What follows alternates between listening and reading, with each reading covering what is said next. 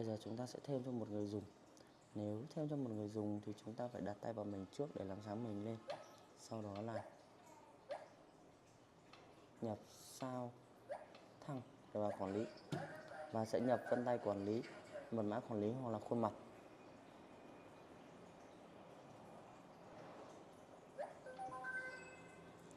Đó. Thêm người dùng chúng ta sẽ chọn vào phím số 2. Trong người dùng cũng có 1 là thêm khuôn mặt, 2 là thêm vân tay, 3 là mật mã và 4 là thẻ. Chọn vào thêm thẻ. Đặt thẻ của chúng ta lên đây. Đã cài thành công thẻ. Mật khẩu là số 3, nhấn vào số 3. Nhập mật khẩu của chúng ta. Nhập lại mật khẩu.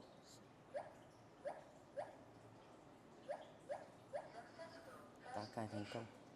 2 là thêm vân tay. Đặt vân tay của chúng ta vào.